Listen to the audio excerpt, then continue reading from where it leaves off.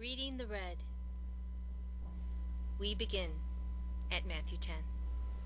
Don't go to the Gentiles or the Samaritans, but only to the people of Israel, God's lost sheep. Go and announce to them that the kingdom of heaven is near. Heal the sick, raise the dead, cure the lepers, and cast out demons. Give as freely as you have received. Imagine that. Okay, I'm reading the red again. Don't take any money with you.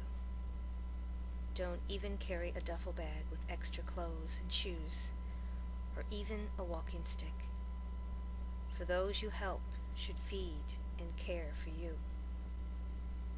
Whenever you enter a city or village, search for a godly man and stay in his home until you leave for the next town. When you ask permission to stay, be friendly, and if it turns out to be a godly home, give it your blessing.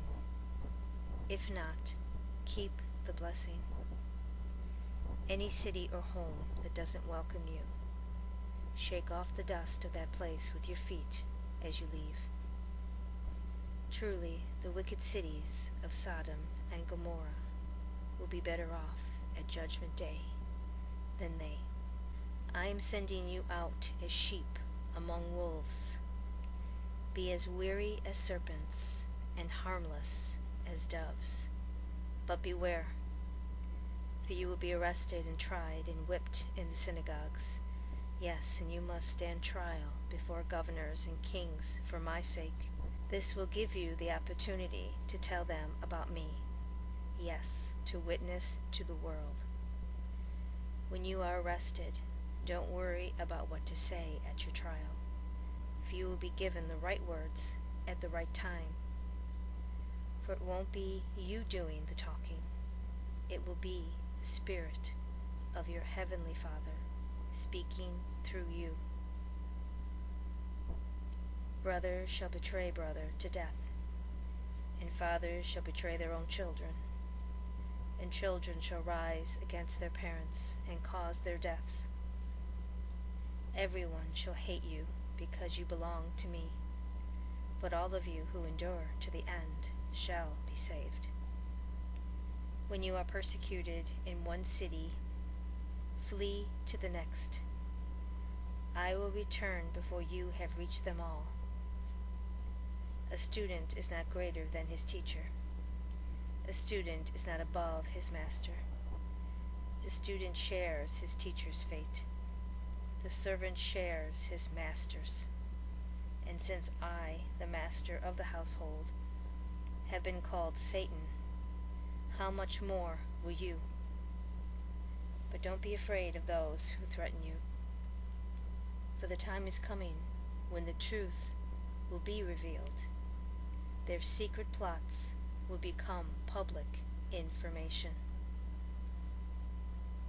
What I tell you now in the gloom, shout abroad when daybreak comes. What I have whispered in your ears, proclaim from the housetops. Don't be afraid of those who can kill only your body, but cannot touch your soul. Fear only God, who can destroy both soul and body in hell. Not one sparrow, what do they cost? 2 for a penny, can fall to the ground without your Father knowing it. And the very hairs of your head are all numbered. So do not worry. You are more valuable to him than many sparrows. If anyone publicly acknowledge me as his friend, I will openly acknowledge him as my friend before my Father in heaven. But if anyone publicly denies me, I will openly deny him before my Father in heaven. Do not imagine that I came to bring peace to the earth. I'll repeat that one. Don't imagine that I came to bring peace to the earth! Exclamation point. No, rather a sword. I have come to set a man against his father, and a daughter against her mother, and a daughter-in-law against her mother-in-law. A man's worst enemies will be right in his own home! Exclamation point. If you love your father and mother more than you love me, you are not worthy of being mine. Or if you love your son or daughter more than me, you are not worthy of being mine. If you refuse to take up your cross and follow me, you are not worthy of being mine. If you cling to your life, you will lose it, but if you give it up for me, you will save it. Those who welcome you are welcoming me, and when they welcome me, they are welcoming God who sent me. If you welcome a prophet because he is a man of God, you will be given the same reward a prophet gets. And if you welcome good and godly men because of their godliness, you will be given a reward like theirs. And if, as my followers, you give even a cup of cold water to a little child, you will surely be rewarded. Go back to John and tell him about the miracles you have seen me do. The blind people I've healed, and the lame people now walk without help, and the cured leopards, and the deaf who hear, and the dead raised to life. And tell him about my preaching the good news to the poor. Then give him this message: blessed are those who don't doubt me. When you went out into the barren wilderness to see John, what did you expect him to be like? Grass blowing in the wind? Or were you expecting to see a man dressed as a prince in a palace, or a prophet of God?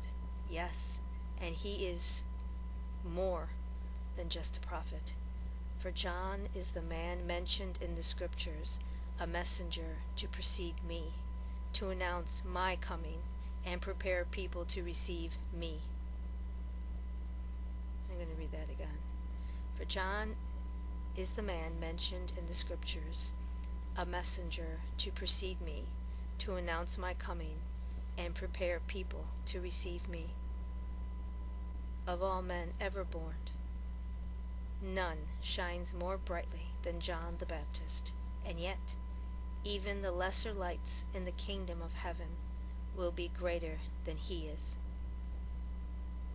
And from the time John the Baptist began preaching and baptizing until now, ardent multitudes have been crowding towards the kingdom of heaven. For all the laws and prophets looked forward to the Messiah. Then John appeared, and if you are willing to understand what I mean, he is Elijah, the one the prophet said would come at the time of the kingdom's beginning.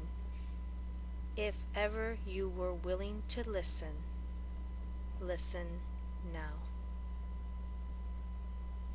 What shall I say about this nation? These people are like children playing, who say to their little friends, "We played wedding, and you were not happy, so we played funeral, but you weren't sad." For John the Baptist doesn't even drink wine and often goes without food, and you say, "He's crazy."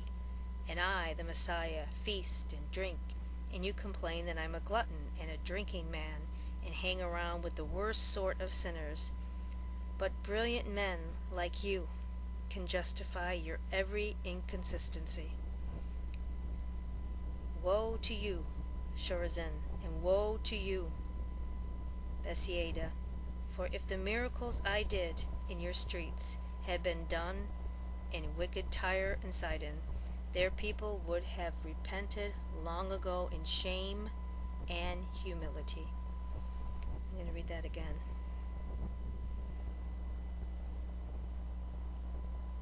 For if the miracles I did in your streets had been done in the wicked Tyre and Sidon, their people would have repented long ago in shame and humility.